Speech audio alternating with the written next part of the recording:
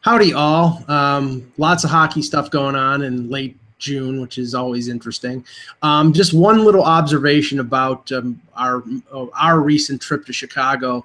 I was given a complimentary bag of Chicago popcorn, and had only heard about Chicago popcorn. I'd never tried it, and I have to say, Russ, a definite thumbs up. I'm usually the one who's the one who rains on most parades, but the deep dish pizza was a thumbs up, and the Chicago popcorn was a thumbs up. Yeah, it's a good food town. The cheese was a little better than the yes, than the caramel corn. The caramel corn was a smidge on the bitter side, but it was still really good, still compelling enough to eat. But I thought it was weird that they packed the cheese and the caramel corn together. But you know what? When it co-mingled, it wasn't bad. I liked it. Yeah, but Anthony, have you ever delved into the Chicago popcorn?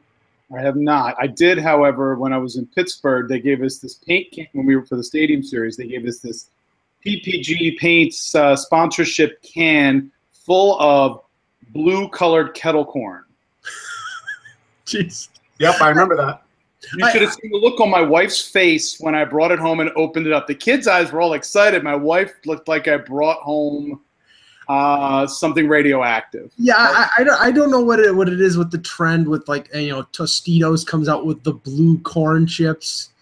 Everything is like, like all of a sudden blue is natural. It's like, no, not really. No. It's like I'm basically waiting to be like Chevy Chase in the movie Modern Problems, where I'm floating around glowing, like singing "Nobody Knows the Trouble I Seen." It's incongruous. The blue corn chips, blue popcorn. Just don't want to go. It was interesting. All right, so here's a real life problem that I've encountered now that I think needs addressing. Just like there was Batman versus Superman. Apparently, a friend of mine had their son make a drawing of him of Gamera, and I thought, hey, that's cool. But then, my mind turns to Rodan, who always gets the shaft, and sure enough, there's an actual on YouTube from a guy named like Mitch, and then there's some other stuff, MITCA, whatever. You can follow him. They've got Rodan versus Gamera. Okay, he breaks it down, and here's the problem with it. Rodan, at the end of the day, can pick up that oversized turtle and drop him and smash his shell. And this guy, I couldn't even stay on the video long enough to get to that point, but it would get to that point pretty quick. And so, like, if you guys disagree, that's fine. But I'm just telling you, Gamera would literally be no match for Rodan, and that's all I have to say about it. Is there analytics on Rodan? There's no analytics. I mean, there's probably at the Dinosaur Combine, Rodan had the best wingspan. I would say that. Yeah, we all know that Godzilla is a two-way dinosaur or a two-way monster. You know what's funny about Godzilla? Nobody liked Godzilla. Everybody fought Godzilla. Like, Godzilla had not one friend in the world. Do you remember Godzilla really teaming up with anybody for any length of time? Didn't he team up with Raymond Burr, or was that Matthew Broderick?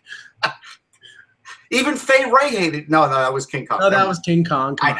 Come on, get your monsters straight. I'm kidding. Anyway, okay, let's get to the hockey stuff before everybody just completely tunes off and thinks we're a bunch of idiots. Hello, Hockey World. Today is Wednesday, June 28th, 2017. I'm Anthony Mangione. I write for Center Ice Philly magazine. I'm Russ Cohen from Sportsology. And I'm Michael Agello, and this is the HockeyBuzzcast here on HockeyBuzz.com. Eklund is on his way back to North America. He will probably be on the show tomorrow. If not, maybe on Friday with the latest news. We'll stay tuned. I know that the trip over from Europe can be rather exhausting, so I'm not making any promises, but he is updating his blog with the latest news. And I want to start with this because this came out. Ryan Rashog from TSN dropped this little nugget. It's been the talk of everybody in the hockey world the last few hours at the report that on July 1st, which is Saturday, by the way, that Connor McDavid will sign a contract extension. Now, there had been some talk about him taking a 5-year deal like John Tavares, like Stamkos, like Kane and Taves did in Chicago.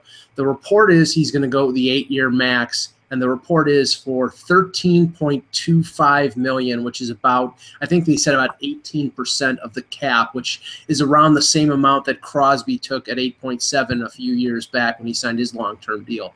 Russ, there's no arguing that McDavid deserves to be paid very well and maybe be the highest paid player in the league. But 13.25, I think, is going to put a crimp in the style of Peter Chiarelli in Edmonton. What do you think? Yeah, I'm not doing it. I'll sign him to a bridge deal first. I mean, why am I rushing into this deal for $13 million? I get it's Connor McDavid, but as a team, I don't have to do that. And if I really do want to win, I'm going to sit Connor down and say, hey, kid, you're going to get your money. But you know what? If you really do want to win, wait a couple of years, because that window is going to start closing quicker when I'm paying you $13 million if the cap is only like $76 million or $78 million or whatever it is at that time. Give him a bridge deal first. He can wait. Anthony? I'm wondering whether or not this is sort of a calculation right now by the Oilers to accounting for the fact that we are seeing cap increases and that they are accounting for potentially as they go along, that number will not look quite as bad a few years down the line, and they have cost certainty for 8 years versus 5 years in this circumstance. So in the short term, it may cause, as we just said, this may cause a crimping. I was a little surprised to hear that this deal was as high as it was going to be. I thought, much like Russ stated, I thought maybe that they would do a bridge deal first before they went to this contract, but they have to take they're already kind of in a tight spot already. The Lucic deal now, that's the thing now. The Lucic deal is really going to loom large now with this contract coming into play. And while I like what Lucic brought to the Oilers this season from a team confidence standpoint, those players really played freely with him.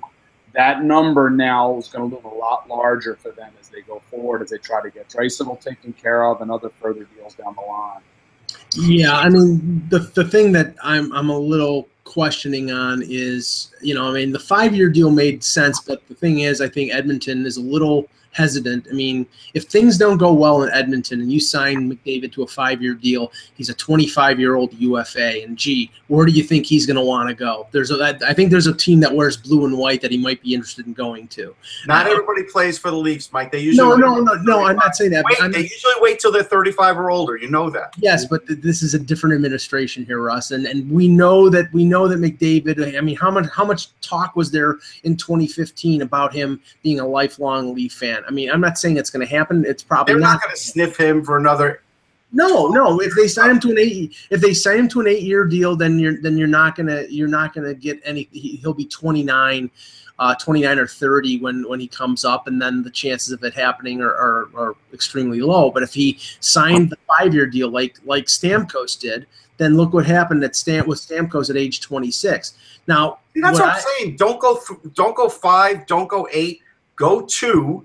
He's still going to be under your command, and then sign him to the longer deal. There is no reason to jump into this. Tell me why you have to jump into this. Because, well, I think they don't. I think they want to keep things on a friendly level. That is friendly. That's business. That's the way it is. It's not like he's going to get. Wait, it's not like he's going to get a paltry sum here. He's still going to probably get $6 million for a couple of years on a bridge deal. Anthony, if you're McDavid's agent and Peter Chiarelli comes to you with a 2-year bridge deal making, say, $9 million, do you consider that a friendly gesture, or do you consider that like show me some more after you've won, the MVP and the Art Raw? I mean, I think it'll be taken as an insult. I think it probably would in this circumstance. Again, you've already made him your team captain. It's not like we're at a point. And while we may, sort of shrug our shoulders at the idea of the captain, it does mean something if you're going to give it to him at an early age. You're saying here that you are committed to him, not just symbolically, but also in this case, they are now, once you do that, he is the core of what this team is, the Oilers. There's a lot of good things that have been put into play here for the Oilers with some of the other parts that were put in this year. And it could be. I'm a proponent of, I would have said, a bridge deal maybe approaching, I would have said 10 mil. Once you're in that, I think once you get into I'm giving him 12 on a bridge deal. Yeah, anything that's north of, again, I would say if you're going to 10 or 12 in this case on a shorter term deal, yeah. I think that's something that should satisfy the agent. But obviously in this case, that wasn't enough. They wanted a long commitment, and it appears that that's where the direction they're going to go. You know, at the end of the day, if I'm giving him $12 million, I'm basically saying, hey, kid, you do that again, you win best player in the league again. When this contract expires, I will give you top of the market, which will be higher than what you're asking for today. It's not there's no slight there. No. Well, let's take the report as being accurate and say that McDavid will sign this 8-year deal at 13.25 and consider the ripple effects that it will have. And first to Edmonton, Leon Draisaitl is an RFA. You know, now McDavid will be on his entry level for another year, and then the new deal will kick in. Draisaitl is an RFA right now. There is talk of teams offering offer sheets, but we know that that's bunk because nobody offers offer sheets anymore. Although, you know, they're in a situation. Nobody's getting an offer sheet, but you know what? They're a prime target because they've got a lot of dead money. I mean, a guy like Benoit Pouliot making $4 million. You know, there's some other players on you know, Ryan Nugent-Hopkins. I don't believe is a $6 million player. I think he's a decent player, but I don't think he's worth that kind of money. So they could be a target, but more than likely, you're right. They're not gonna have an offer sheet to deal with. But Draisaitl, if you pay McDavid 13.25, and Draisaitl is probably going to be their number 2 center there, what does he get? Does he get the 8-year deal? Does he get a 5-year bridge deal? I give him a bridge deal, and I give him 2 years, $9 million, and I want Draisaitl to prove it. Sorry. Some guys have to prove it. You know what? You don't just get contracts handed to you. Even if you win MVP, it still doesn't mean you're going to be the best player for when I sign you, from the time that I sign you to the end of your contract. When you're in a cap world now, teams have to look at this and say, hey, you know what? This isn't like, you know, Major League Baseball where we could just, you know, give a Giancarlo Stanton contract and not worry about it. We have to worry about it because, and I would tell McDavid, the minute you sign this deal, it directly affects everybody around you. Everybody. Well, Anthony, here's the gamble. And you said, you know, they signed McDavid to this deal and, you know, they're hoping that the cap goes up, which everybody is. But you look at the other situation in Chicago, the cap really hasn't gone up enough for them to justify that 10.5 cap hit for Kane and Taves. And Stan Bowman has had to do another preemptive strike and clearing out guys on their roster. I mean, if the cap does not go up, then Edmonton's in a situation similar to Chicago, and then they're going to have to probably jettison young players that they don't want to. Yeah, and certainly one of the people I would look at almost immediately would be probably Ryan Nugent-Hopkins, especially if they're looking to try to get Draisaitl under contract. They have to get certain structures in place for them going forward if they are going to go forward with this deal, and if they're looking to sign Draisaitl to, you know, even if it's a bridge deal, they still have to account for that. So I think it's going to be a busy. If he gets this deal done now, Chiarelli, then he's got some work to do this summer as he goes through and we get into free agency. We may hear a few Oiler players getting shipped off to account for this, and it may be guys that they would prefer not to lose, but it is a possibility. I can't certainly deny that in that circumstance. Yeah. Now here is the potential ripple effects outside of Edmonton. First, let's say John Tavares. Now John Tavares is an established guy. He's a great player. He's a UFA next year. You know, very possible he's going to sign an extension with the Islanders. If not, he's a free agent. Now, if McDavid's getting 13.25, you know, Tavares has been in the league since 2009. He's established. I'm not saying he's going to get as much as McDavid is because you're paying McDavid for the length of, you know, because he's just starting his career. But Tavares, with the leverage that he has, I think he's definitely going to make more than Kane and Taves will after McDavid signs this contract. What do you think, Russ? Yeah, he's going to walk into Ledecky's office and say, bidding starts at $80 million. I'll consider staying here, but $80 million is what we're looking for. And that, I'm giving you a break. Like, that's the baseline I could take for staying here now. So what do you think? Anthony, do you think that 80 million times 10 million a year times 8 years does it for Tavares? I think it's in the range. I think there's room for wiggle room there. It may have to go a little. It will go probably north of that. I think what Russ said, it being a base, is probably where they're going to have to start from.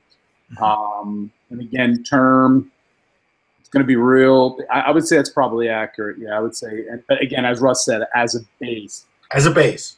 As a base. That's where it starts from. Yeah. Now the other one, and of course, him being the top pick the following year and winning the Calder and scoring 40 goals, the Maple Leafs will have to, and it's even more difficult for the Leafs because it's not just Matthews. They have Matthews and Marner coming up RFA the same year. Now that's 2 years from now, but they can sign him to an extension like Edmonton's doing with McDavid a year before. Nylander will be an RFA next summer. I think they'll get Nylander done. They might even get Nylander done this summer. They may try to preemptively get him locked up and pay less on a long-term deal. But, I took a little flack from some Toronto people. I'm not saying that Austin Matthews is going to get $13 million, but I think it's right. If he has another year, if he doesn't take a step back and he has another really good year, you're talking over $10 million. You're talking, and I think they're going to want to get him locked up for 8 years. They're not going to want to bridge him. And, this is not going to be in Lou's hands. This is going to be in Shanahan's hands. Oh, no, it'll still be in Lou's hands. Don't you think it's not going to be in Lou's hands? Because this is a legacy move. But it doesn't matter. This is where Lou wins regularly. Shanahan has no track record with this. Trust me, he will be the guy that says what's happening, will have great input, but Lou's fingerprints will be all over us. If I know Lou, he will work this in reverse order. He will get Nylander signed first, Marner signs second, and then Matthews. He won't go to the top guy first, because if he does that, he's already increasing his offers to the other guys before they ever start. So I'm pretty sure Lou will be the lead guy on this. Now, one thing, and this is just feel, this is not based on anything I've heard, but you got to remember last summer, and it was 1 year ago today that the whole Stamkos, Subban Weber, Taylor Hall, Adam Larson deal, all of it went down on this day 1 year ago. Leading up to Stamkos returning to Tampa Bay, when he talked to Toronto, the reports were that Toronto made the best offer monetarily, and part of the offer was not cap related. It was like advertising contracts with Sport Check, things like that. Canadian Tire, right? They were there, yeah. Or Canadian Tire, things that were off the books that were not extra salary cap. That they could legally do that. And I think if they were going to do that for Stamkos to attract him in free agency, why would they not do that with Austin Matthews? He will probably be the captain of the Maple Leafs, and I think you can save money on the cap by arranging something like that where he gets paid $3 million by Canadian Tire, and that's $3 million less that you'd have to pay him on the cap. I think that's going to happen. I don't think the league loved that. I don't think the Leafs are going to do that again, to be honest. Well, the league, and there was no indication. There was no repercussions, right? But we all knew that they were in on the meeting, and you could tell there was a bristling from the league that happened. But this is loophole Lou we're talking about here. Yeah, I don't think they're going to do it again. That's just my sense. Okay. Now, I want to talk about doesn't mean he won't get a deal with them. Just means it won't be as public. Now Calgary was one of the more busier teams, has been one of the more busier teams in the last week. We talked about the Hamonic deal yesterday. We talked about the Mike Smith deal. Russ, they signed Spencer Fu to a contract. College free agent was pursued by Edmonton rather briskly, and I think Philadelphia as well. But he signs with Calgary. Now, right now, it looks like the Battle of Alberta is on again because Calgary has done a lot to improve themselves. Edmonton made the second round of the playoffs last year. I don't know if it's going to get to the level of what it did in the 80s when they were both Cup winners, but this is going to be exciting, isn't it? Yeah, look, I don't want to oversell Spencer Fu here either because I think people are getting a little too excited. I think he's a third liner at best. And I really do think a lot of his numbers were predicated on the great year Mike Vecchione had. Right. And I think if you watch some of their games, you'd see that. Now, that's not to say he doesn't have good talents on his own. He does. But this isn't like they signed Johnny Gaudreau here. Like, Drake Caggiula has done very well for himself in Edmonton, but he's not even a 35-point guy, right? I don't even think he approached that. I think he was under that. No, but he was. I mean, he was an effective piece. When you can add an effective piece for nothing, for an entry-level deal, and that's what they got. They definitely added one. With all these additions, I kind of wonder now what this does to Jankowski if he has to go back and play AHL because they're just not going to have room for him now. That will be interesting. I mean, because I felt like Jankowski's really close to making it. So we'll see. But, I mean, it's a good problem to have. Right now, there's going to be a lot of competition in Flames camp, and I like what they have. I think Smith will do better there with better defense in front of him. There's no question about that. We finally will get to see where Mike Smith is at, to be honest, because if you asked me to sort of rank him within the league, right now I can't put him any better than like 18th or something until I see a better defense in front of him. But if he gets back to Mike Smith before, you know, he was playing for lousy defensive teams, then you know what? Calgary's going to be a real contender. Yeah, I think that's valid that he's a middle-of-the-pack goalie. Anthony, what do you think of the improvements that Calgary's made, and do you think that the Battle of Alberta is on? I do think the Battle of Alberta is on. It's been probably for the last, you know, since the Flames certainly have been made the playoffs the last couple of years. Obviously, the Oilers finally making it last year. And there's a definite feeling of an arms race going on between those two teams, however large you want to make it, however, you know.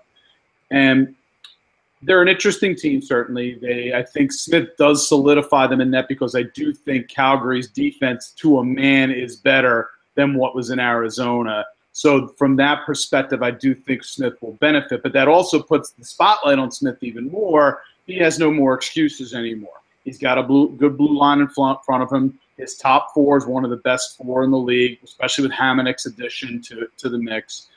Pretty good forward core in front of him. I do think it's back. I really do. The one thing I will say about the Spencer Fu signing, and again, it's a good. I think it's a good, solid signing. But I think we often, this could be the subject of a whole other show, I'm sure, is how we sometimes overhype the college signings in this circumstance. I think Fu can certainly be a contributing factor. As Russ said, I see him as a third-line winger. In this case, it certainly helps with Calgary's overall depth. But don't want to get too excited, so to speak. So, but again, because there was a race for him, there were 4 or 5 teams looking at him, Philadelphia being one of them. But I never thought Philly was going to be a landing spot other than the Union connection because, again, he plays right side, and Philly had no space for that. Yeah, just to give an example, Caggiula had 18 points regular season and 3 goals in the playoffs. I mean, and he'll build on that. He's a pretty good player, and I think Fu's a little better than that. Yeah, and I think he's a solid. I think he's going to be a solid player for Calgary. It's a good addition for them in terms of adding quality depth to their team. That's the best way I can put it. Yeah, and on the college radar, I mean, obviously the Cal Peterson situation in Buffalo where he's going to go UFA. I mean, there are some people who think he eventually could be a #1 goaltender in the NHL. He's going to go UFA. That's August 15th, so we have to look forward to that. And with the prices on defense that are hang on. Before you gloss over the rest of that, I have to say a team that's not being talked about that I could see being interested in Peterson would be the New York Rangers because right now, when you look at their goalie situation, Adam Husk is in UConn. He's only in his 2nd season there, I believe. And so he's years away. Yeah. You know, Brandon Halverson looks like he will be a backup to me. I don't think he's really going to be a legit #1. I think the Rangers' old ways would have been to go in and get like a 2-3 year guy like they tried to do with Mike Dunham and other guys. But they could bridge the gap literally with Lundqvist and Peterson if they were able to get Peterson and tell him, hey, this could be your job. And I understand that the Blackhawks may be the leader here, but I got to tell you something. I think the Rangers could give a more attractive package because if you go and look at the history of Rangers goaltenders, they have had like a great goalie almost every 10 years. The one that sort of ruined that because of injury was Dan Blackburn. Otherwise, he may have fit that bill too. And because the guy isn't in the system, I kind of expect the Rangers to be going heavy on Peterson. I do. And we know the Rangers have a penchant to go after college free agents. So with Jimmy Vesey last year. Hey, this is the Mike Richter Award. Yeah. So and now the other one, and like I said, with the ridiculous prices that are being asked for defensemen, I think that means Will Butcher is going to be almost at the level of Jimmy Vesey because I mean, And there's. Let's say I would say that there are 29 teams that would be interested in him. Now the question is, who can make the best pitch, and if teams like Ottawa and teams like Montreal, Toronto, Buffalo, who are still looking for defense and can't fill it through trade or free agency, a guy like Butcher on an entry-level deal is somebody who would be very enticing. So we could see that happen, but that's going to play out. The team who can make the best pitch for him, it's Vegas, because Vegas can guarantee that he plays at the NHL level, and if he sets his sights right, he could start off second pairing and possibly move up to first pairing. I think nobody else could really offer him that. No, I think some of the teams that I just mentioned could offer him that. He'd be a second pairing guy in the Buffalo Sabres. He might be a second pairing guy. I don't know if they'd offer him that, though. Well, and nobody's going to offer him that, but based on the depth of these. No, but Vegas can. That's the point. Vegas can. Right, but. Again, Russ, it's like Vegas might not win for 5 years. That's the problem. Great, you get playing time, but you don't know what situation you're in until you're already in it. So that's why I'm saying if I was Butcher, I'd be looking for a situation where I could win within the next 1 to 2 years, and he could be a part of that. He's 22 years old. Yeah, that's what the guarantees are. Remember, for every Will Butcher, there's Matt Bodie, who never saw the light of day for the Rangers, right? And he was pretty damn good. Sure.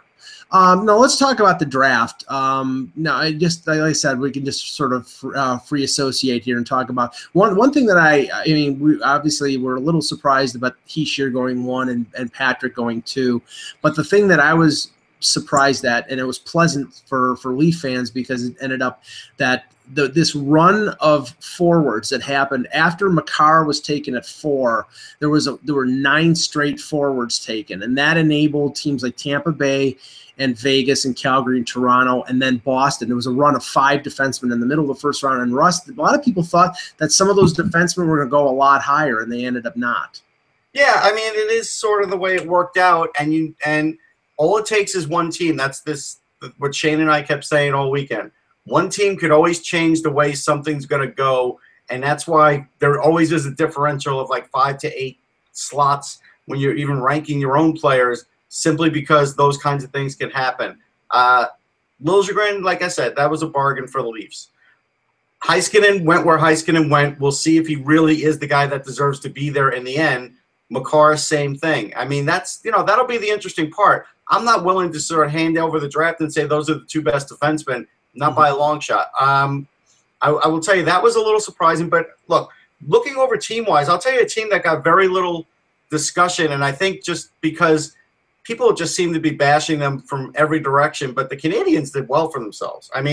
They got Ryan Poehling, who I really like. I think this kid is going to be an NHLer, and when he puts on a little bit more muscle, watch out, because he's already a pretty smart player. They got Josh Brook on defense, who's a hell of a defenseman. They got him 56. That is a great value. This is a guy who could really skate and really play. Joni Ikonen at 58 is a guy who could be a potential second liner in the NHL. And to get a guy like that at 58, who is a leader and a guy who really can score or play make, that's something too. And then at the very end of the draft, they got Caden Primo, who definitely has some promise. He's going to be on the long haul there, and that's fine because they have Carey Price. But to pick him up in the 7th round, I really like what the Canadians did.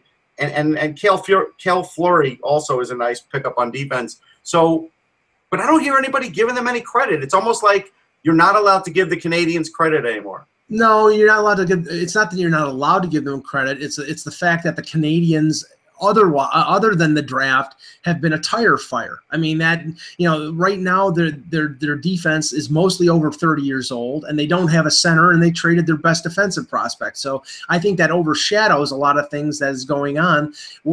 Great Bergevin's done some good drafting, but right now they're a team of the now, with Carey Price 1 year away from unrestricted free agency, and I think they're right now a mess. But Anthony, I wanted to talk to you about the Flyers. Mm-hmm. Now, I think that they were probably very happy to get Nolan Patrick at 2. But Ron Hextall made a lot of moves. He trades Braden Shen. He gets 2 number 1s, 1 a conditional, 1 the 27th pick. They take Morgan Frost at 27. They trade 3 picks to move up to the top of the 2nd round to draft Isaac Ratcliffe. Philadelphia looks like they did pretty well at this draft. Listen, the key thing was they went into this draft with a size skill combination for what they were looking for. They knew at the top of the draft that the likelihood that Nolan Patrick was going to be there at pick number 2. Now, again, you had to wait on what New Jersey was going to do. The thing is, again, certainly the trade certainly came as a surprise. I'm not surprised that Braden Shen was traded. I had a sneaking suspicion that might happen this summer after last season with only 4 even-strength goals. But the move up, when it happened, I thought it was potentially going to be for one of Klim Kostin, possibly Eli Tolvanen, a scoring winger similarly. And they go for Frost. And certainly by all the measurables in this case, Frost, I think, is a very good pickup. And again, speaks to what Philadelphia is kind of looking for, strength down the middle. And Frost is one of those things where, the line from Craig Button from TSN is, when you're in the 20 to 40 range, if you feel strongly enough about a guy, you go and get him in this case. And I think that's what happened here with Frost. And the same principle goes here for Isaac Ratcliffe as well. He was projected, Russ obviously as well, along with many other publications like HockeyProspect.com, had him ranked pretty highly. He falls into the second round, and then Hextall makes the deal. It's 3 picks, but that being said, you got to go down to, with Philadelphia already having 3 fourth-round picks to begin with and 2 third-round picks, if it's a guy you wanted, that's currency. So you use that currency to go up and get a player who's got rare size, in this case at 6'6", still filling out. He is your potential power forward of the future in this case. Already has certain skills. He's not a lug back there. He's got moves. Anybody who's watched Radcliffe play, he's got some things. He's certainly raw, but I think he's going to be coming along fairly quickly. So the top end of the draft for 3 picks, I think, was excellent. They addressed exactly what they needed. The Ustimenko pick's going to be an interesting one because, again, they take him in the 3rd round. I was kind of, as you guys know, from when we did this on off the post, that the guy I was looking at was Alexei Lipanov. And he got to 76, and I thought potentially if he got to 80, Philly was going to potentially jump on it. Tampa takes him at 76, and then they go with Ustimenko instead. We don't have a lot on Ustimenko. He is playing for St. Petersburg in the NHL. The initial numbers certainly look really good with a 1.97 save percentage, and I believe it was like a 938 goals against and then 938 save percentage.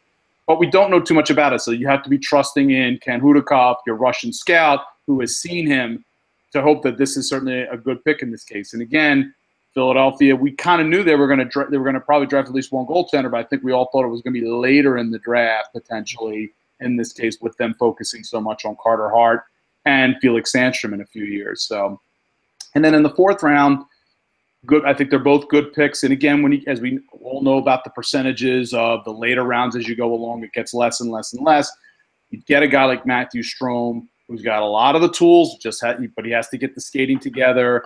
A guy like Maxim Shishko, who they take at right after him at 108.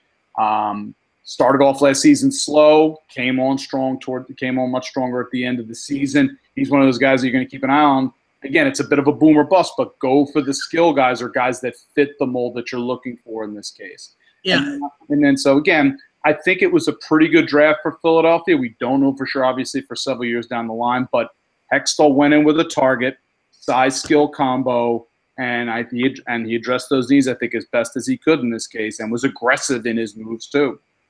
And as you mentioned on Twitter yesterday, Strome's a big body, and he's working with Barb Underhill, who is the skating consultant for the Maple Leafs. And if you don't think that she can have an impact, Freddie Gauthier, who was painfully slow when he was picked in 2013, is now was able until this leg injury that he had in the Calder Cup playoffs, was able to keep up with the pace, so she can help out. And if he gains a stride, or if he becomes more efficient skating, then you got potentially a late 1st round, early 2nd round talent in the 4th round. Now, Russ, last year we bemoaned the fact that somebody like Alex DeBrincat, smaller player, fell to the 2nd round, fell right into the laps of the Chicago Blackhawks. And I'm fully prepared to say that, DeBrincat will probably make the Hawks this year and probably score 30 goals, because that's just their luck.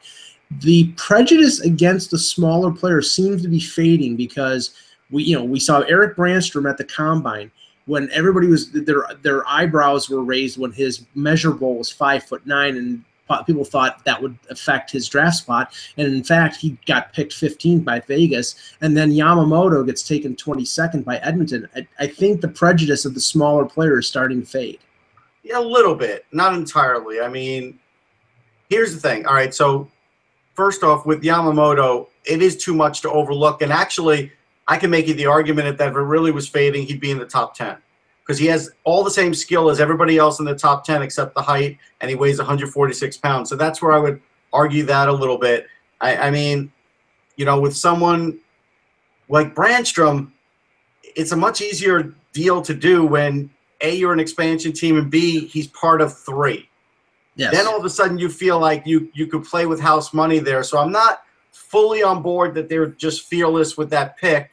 I think they knew they had 3, so let's shoot high here. And I like Brandstrom. Again, I just don't know if it will all translate. That's all. So I think that's where we're at. The Flyers thing I want to mention is I want to make a challenge to the Philadelphia radio market, because it's just so easy to talk about the NBA and what happens in their draft because it's one round and it's covered a lot. And these guys, there's more focus on one player, so it's very easy.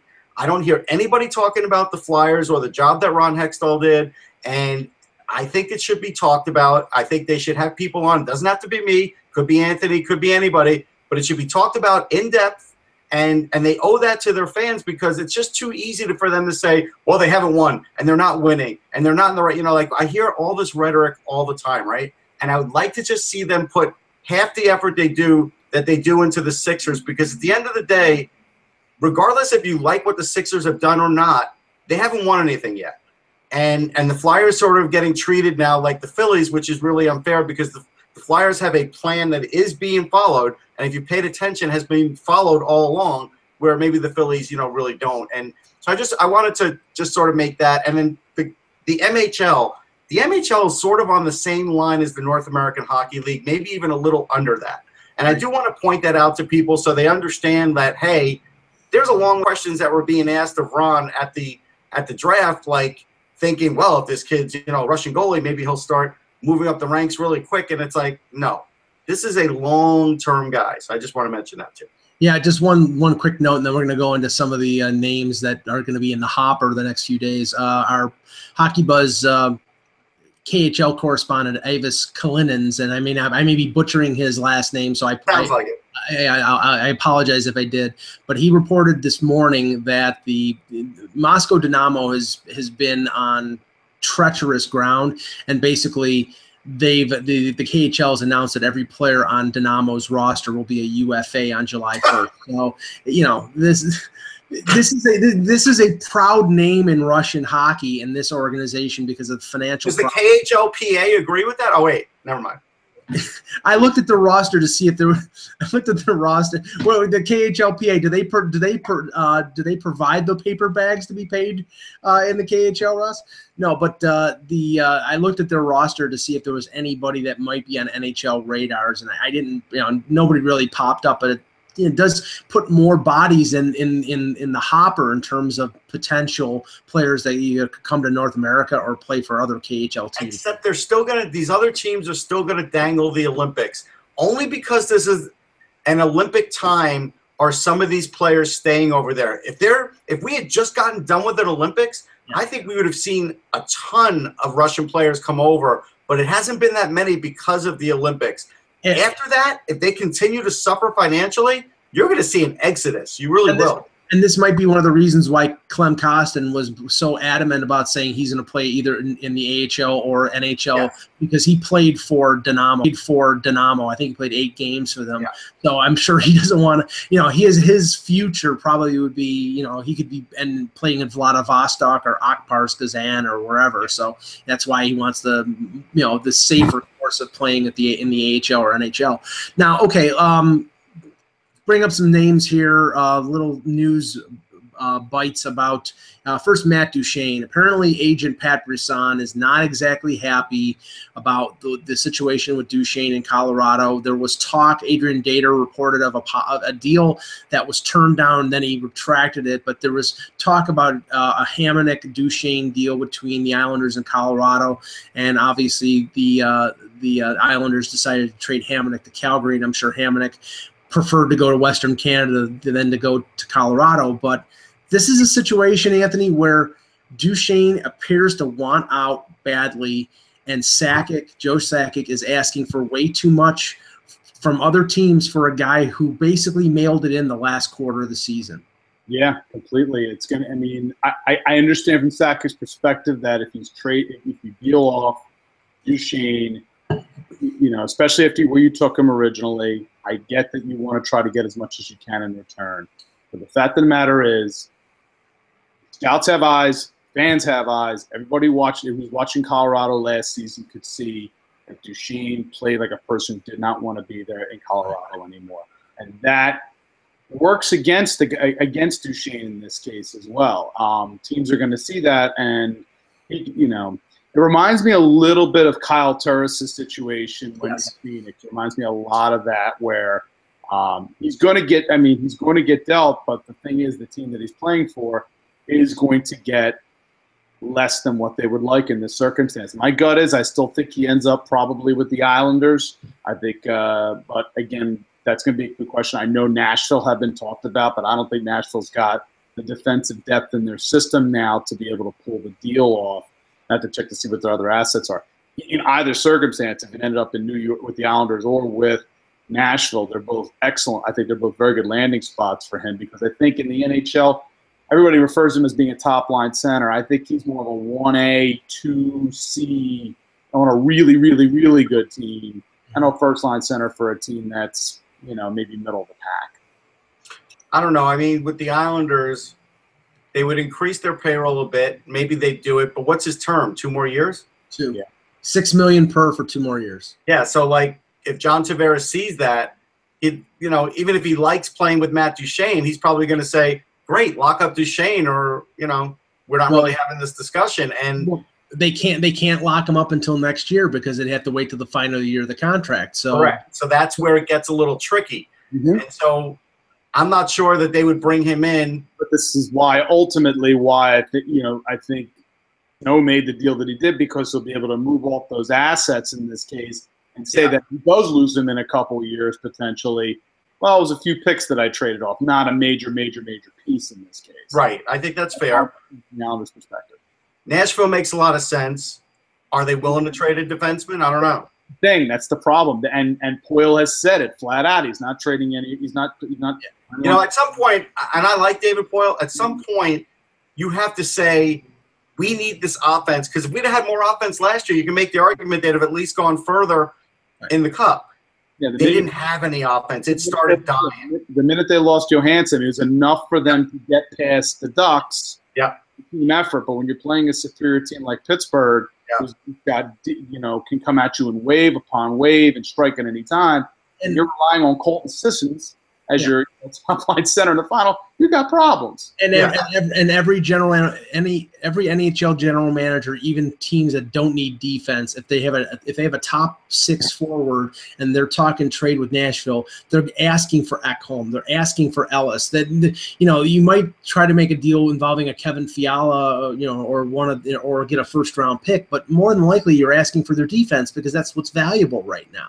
No, I think they're going to keep Fiala, and I think Fiala will. No, I know. I'm just saying, Russ, that everybody is asking for the defenseman, and that's they're going to have to come to grips with that, and maybe they stand tall and say, okay, we're not trading any one of these 4. Well, then you're not getting a top 6 forward unless you go out in free agency and overspend. Well, but again, here's the thing. I mean, again, we talk about Nashville, and they are a team that has a lot of guys. They may call up somebody from within and fill that top role. And that's the thing. I mean, I look at it and I say, Fiala next year probably won't do that. But if you bring up, here's the thing. If you bring up Dante Fabro and you say he's ready for the NHL, then you can trade that defenseman and make that happen. And I think I think at some point there's a chance that could happen.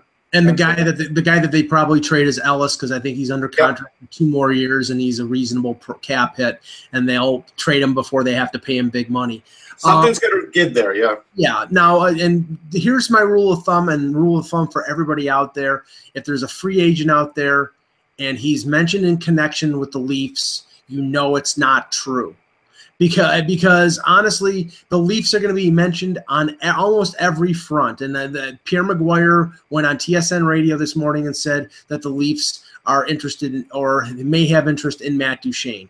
I don't know. I'm not disputing somebody told Pierre Maguire that, but it makes no sense because they don't need another center. They need, even if they move him to the wing, it makes no sense. So I don't think that one holds water. Ilya Kovalchuk, there was John Davidson, team president of the Blue Jackets, was interviewed on Toronto radio yesterday and said that Columbus had contacted Kovalchuk's agent. So, Russ, you can add the Blue Jackets to potentially the Rangers in terms of teams that are interested in Kovalchuk. I mean, I don't think he wants to play in Columbus. That's the problem. John Davidson can have all the interest in Ilya Kovalchuk that he wants. If Ilya Kovalchuk doesn't want to play there, it's just PR work that John's doing. I mean, that's really – if there's a relationship between Bobrovsky and Kovalchuk, then they'll make some headway, but I don't believe there is. Anthony, what's your feel on Kovalchuk? Do you think it's going to strictly be like a New York area situation, or do you think he might be open to go to other teams? Depends on the team. I mean, that's really what it's going to come down to in this case. If it's a team that's close to contending for a cup, and he hasn't – that's the one elusive thing I believe Kovalchuk's ever won a Stanley Cup. So, so that would be the only other reason why he would probably consider going anywhere else other than the New York area, in my mind. And that's where you'd have to look for that. And you'd have to have it probably based on Ilya's personality. I think you're going to need to make sure you have a pretty strong. If you are one of those cup contenders, you got to have a pretty strong locker room to kind of incorporate him in there, because he comes in with He does come in with a reputation. Maybe not as volatile as, say, Radulov's reputation is, but still. With the Devils, he played against Torts in the playoffs, was successful, but we don't know. It's been several years. This is not like when Jágr came back in this case and completely played with a different style, personality in this case, and from playing over there. So we'll have to see. On the Shattenkirk front, the names that have been mentioned have been Boston.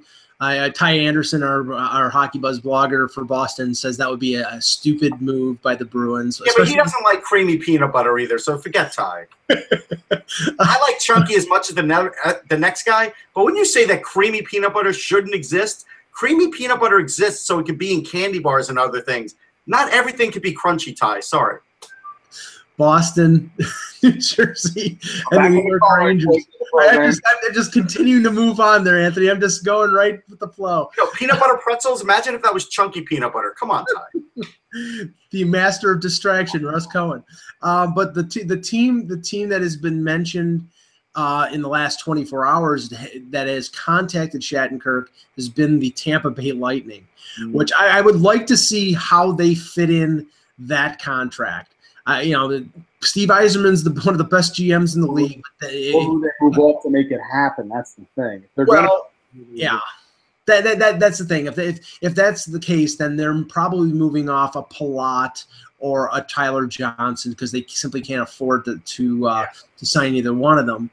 We know that they've been looking for that defenseman. They got one in Sergachev. They have Braden Coburn. Maybe they think Braden Coburn fits better on a bottom pairing.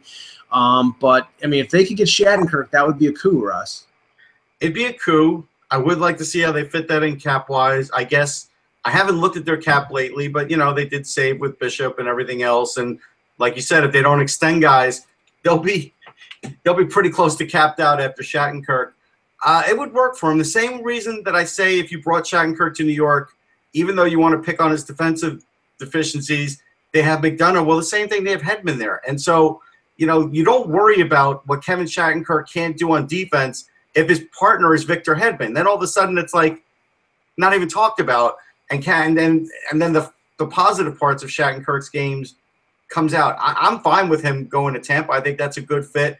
I don't think Boston is a good fit. I'll agree with Ty there because I just think there is nobody to watch out for him in Boston. There's no perfect guy. If you want to say McAvoy, he's too young. Like if you want to say Chara, he's too old. So like who's really going to be that guy that can take care of a freewheeling defenseman? You know, that's going to be Adam McQuaid. Adam McQuaid, maybe? Yeah, I mean, I think that may be beyond his pay grade right now. I would worry about gap control there because I mean I don't think McQuaid can keep up with him. Yeah, and there has been talk about New Jersey has boatloads of cap space. No, I think New Jersey will be a player in this because they have a ton of cap room, and certainly Shiro knows them, and they're going to play more of an attack style. They did trade for Mirko Mueller this offseason. Yeah. It's very obvious with Heischer and everybody else that they brought on in terms of a little bit further in the system that the Devils are focusing in on more of an attack style, and certainly in this circumstance, I think a Shattenkirk would fit. And technically, Severson is really more of a 2 than a 1 anyhow, and so that's actually a really good pairing. And so I think New Jersey is going to be a big player in this. Now, on the Thornton-Marlowe front, to me, Russ, it seems like this is a campaign of, I might go here, guys. I might go there. Are you sure, San Jose, you don't want to sign me for a 3-year deal? Because that's the way Thornton supposedly talked to the LA Kings. There's talk of interest. Again, folks, talk about interest in Thornton and Marlowe with Toronto. Yeah, sure. I mean, if Toronto was in on Thornton and Marlowe and there's the connection with both of them through Team Canada with Mike Babcock, then you're talking about Toronto trading off Bozak and JVR to make room for Thornton and Marlowe. So I don't know how realistic that is, but I just get the feeling both of you guys chime in on this. I just think this is all some sort of kabuki theater, and they want to stay in San Jose, and they're just trying to milk as many years and as many dollars out of the Sharks as they can. I'll let Anthony go first on this one. I think that's true in Marlowe's case. Thornton, he stays on the West Coast. There's been some talk about L.A. I know, but the L.A., I think I have to check about L.A.'s cap situation. I could see Thornton going to Los Angeles, though I think it's more of a case of I think he's using their arch rivals as a means of getting what he wants, basically in the circumstance. So of the two, I'm a little more on that with Marlowe. I'm a little more on that more with Marlowe than I am with Thornton. Thornton, I got this funny feeling that I think he's more likely to stay, but I think LA is a serious player in this case. I really do. Speaking of LA, Elliot Friedman in his 30 Thoughts column yesterday said that there was the possibility, and he explains it in detail, of a Dion Phaneuf to LA for Dustin Brown deal. Now it would be possible on the Dion Phaneuf end because he has a limited no trade, but one of the teams that he can be traded to is LA. He did not know about Dustin Brown and his contract, whether they could trade him to Ottawa, but it would sort of solve one problem because Anthony, I think that Dion Phaneuf has alienated himself in his third NHL market. He did it in Calgary. He did it in Toronto, and it wasn't because he did anything wrong in Toronto, but he was not a number one defenseman. They paid him $7 million. They made him the team captain. He didn't live up to the expectations of any of those. They trade him to Ottawa, and everything is great until he refuses to waive the no move because he knew he was not going to be claimed by Vegas, but he put the no move on anyway. Methot gets picked up. Methot gets traded to Dallas. And now it seems they're like, okay, you're not going to waive your no move, or we're going to get rid of you. So, I mean, I don't know how realistic this is, but I don't think it's realistic. I think this is much ado about nothing. I think this is summer reading. That's what I think this is. I think at the end of the day, I'd be surprised if Pierre Dorian does this because Dustin Brown won't be able to keep up with half of his roster. Why would he do that? Phaneuf already fits in. So feelings are hurt. So what? I'll still pay you, buddy. That's it. He's getting paid. Who cares?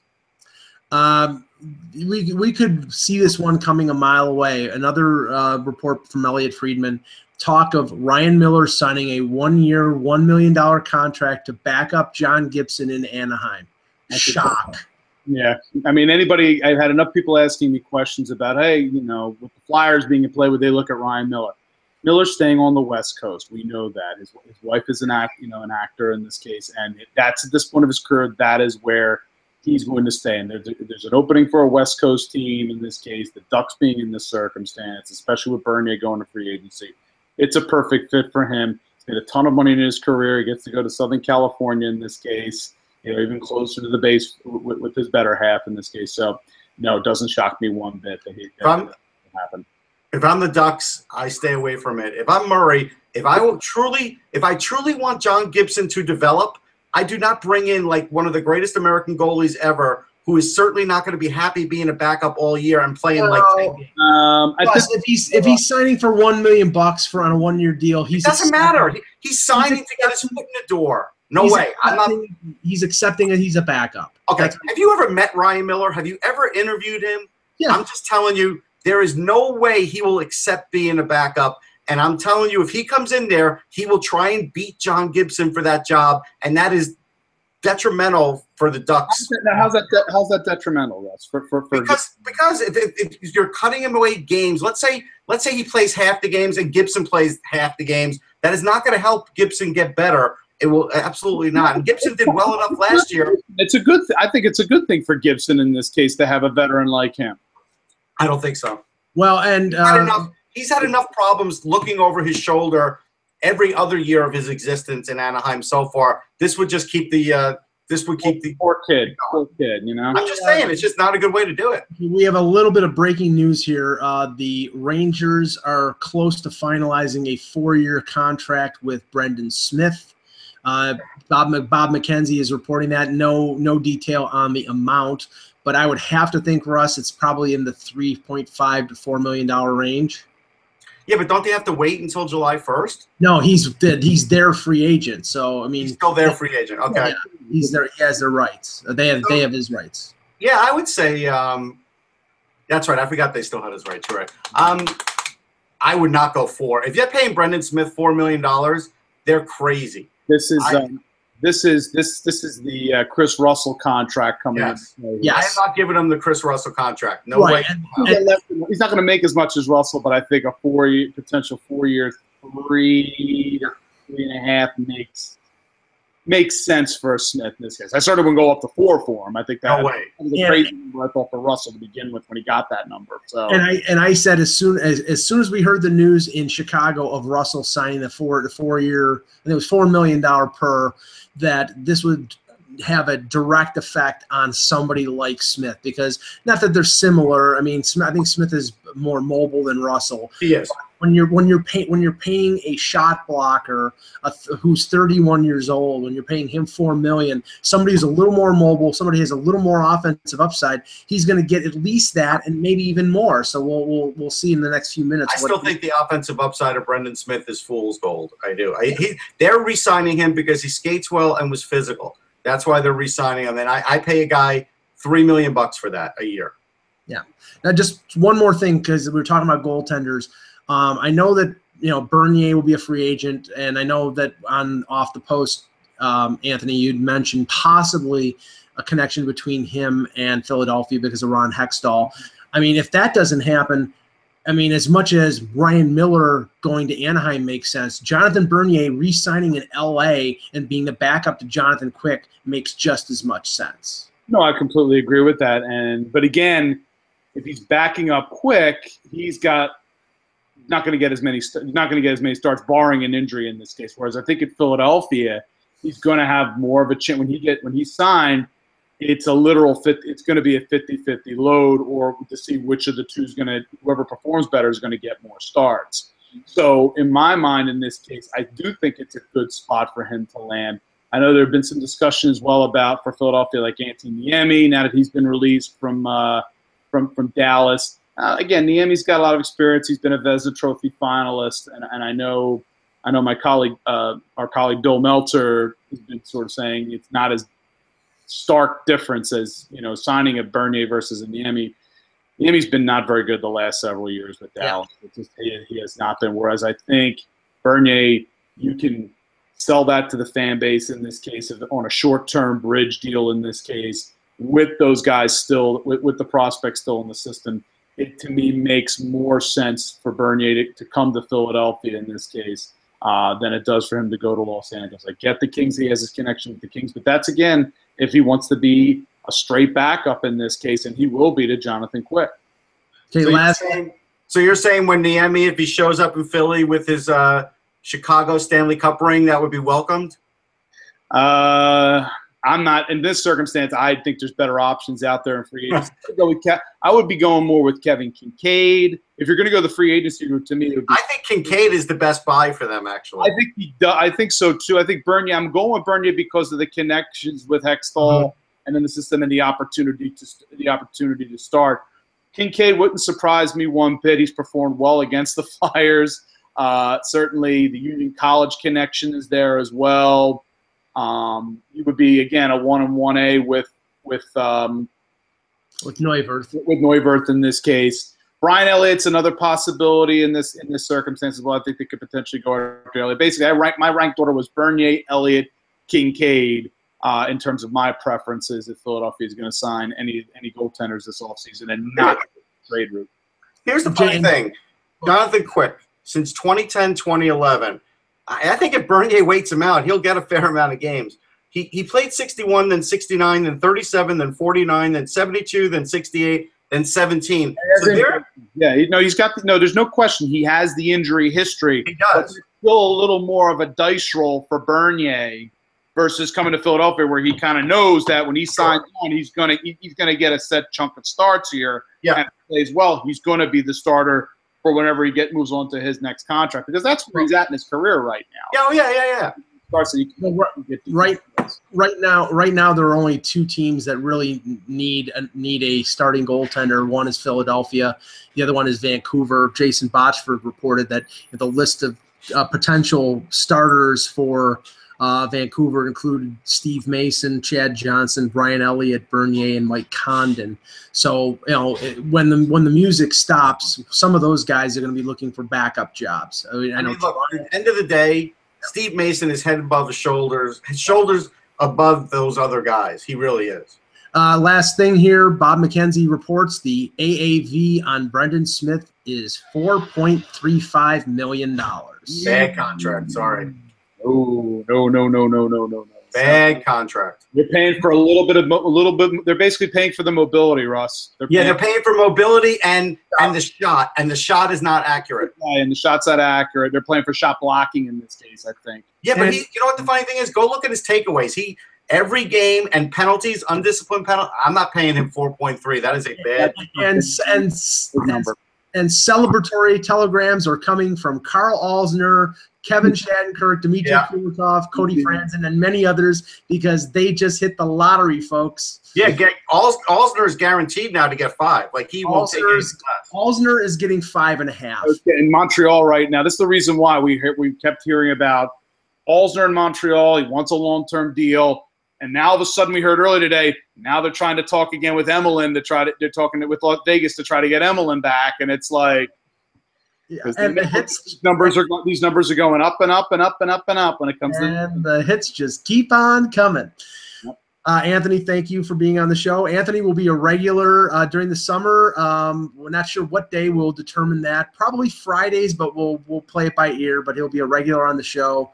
And thank you, Russ Cohen. Thank you, Anthony Mangione. I'm Michael Agello. Thanks for watching. And remember, without the buzz, it's just hockey.